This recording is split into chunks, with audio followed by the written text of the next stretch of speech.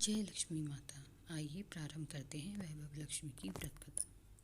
किसी शहर में अनेक लोग रहते थे। सभी अपने अपने कामों में लगे रहते थे। किसी को किसी की परवाह नहीं थी। भजन कीर्तन भक्ति भाव दया माया परोपकार जैसे संस्कार कम हो गए थे। शहर में बुराइयां बढ़ गई थी। शराब जुआ रेस व्यभिचार चोरी डकैती वगैरह बहुत से गुनाह शहर में होते थे। इनके बावजूद शहर में कुछ अच्छे लोग भी रहते। ऐसे ही लोगों में शीला और उसके पति की गृहस्थी मानी जाती थी। शीला धार्मिक प्रकृति की थी और संतोषी स्वभाव वाली थी। उनका पति भी विवेकी और सुशील था। शीला और उसका पति कभी किसी की बुराई नहीं करते थे और प्रभु भजन में अच्छी तरह समय व्यतीत करते थे। शहर के लोग उनकी गृहस्थी की सराहना करते थे। देखते ही देखते समय बदल गया। शीला का पति बुरे लोगों से दोस्ती कर बैठा।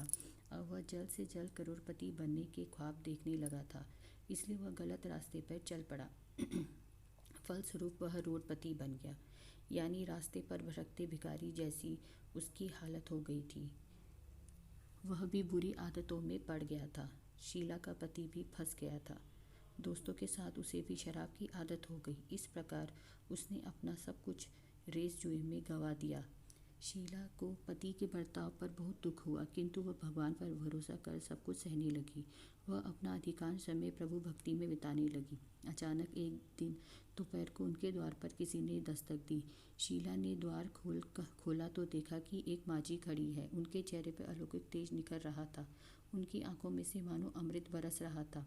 उनका भव्य चेहरा करुणा और प्यार से छलक रहा था। उनको देखते ही शीला के मन में अपार शांति छा गई। शीला उस माझी को आदर के साथ अंदर ले आई और घर में बिठाने के लिए कुछ नहीं था, अतः शीला ने सकुचाकर एक फटी हुई चादर पर उनको बिठाया। माझी बोली, क्यों शीला, मुझे बचाना नहीं? हर शुक्रवार को लक्ष्मी जी के मंदिर में भजन कीर्तन करते समय मैं वहीं आती हूँ।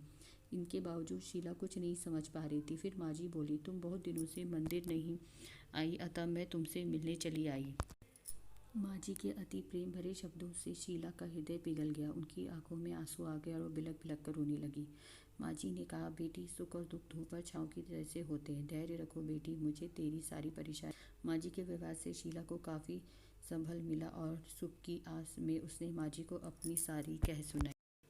कहानी सुनकर माझी ने कहा, कर्म की गति न्यारी होती है। हर इंसान को अपने कर्म भुगतने ही पड़ते हैं, इसलिए तू चिंता मत कर। अब तू कर्म भुगत चुकी है, अब तुम्हारे सुख के दिन अवश्य आएंगे। तू तो माँ लक्ष्मी जी की भक्त है। माँ लक्ष्मी जी तो प्रेम और करुणा की अवतार है। वे अपने भक्तों पर हमेशा ममता रखती हैं, इसलिए तू धैर्य रखकर माँ लक्ष्मी जी का व्रत कर, इससे सब कुछ ठीक हो जाएगा। शीला के पूछने पर माझी ने उसे व्रत की सारी विधि भी बताई। माझी ने कहा, बेटी, माँ लक्ष्मी जी का व्रत बहुत ही सरल है। उसे वरद लक्ष्मी व्रत या वैभव लक्ष्मी व्रत कहा जाता है। यह व्रत करने वाले की सब मनोकामना पूर्ण होती है। वह सुख संपत्ति और यश प्राप्त करता है। शीला यह सुनकर आनंदित हो गई। शीला ने संकल्प करके आंखें खोली तो सामने कोई ना था। वह विस्मित हो गई कि माझी कहाँ गई। शीला को तत्काल यह समझने में देर न लगी कि माझी और कोई नहीं, साक्षात लक्ष्मी जी ही थी। दूसरे दिन शुक्रवार था। सवेरे स्नान करके उसने स्वच्छ कपड़े पहनकर शीला ने माझी द्वारा बताई विधि से पूरे मन से व्रत किया। आखिरी में प्रसाद वितरण हुआ।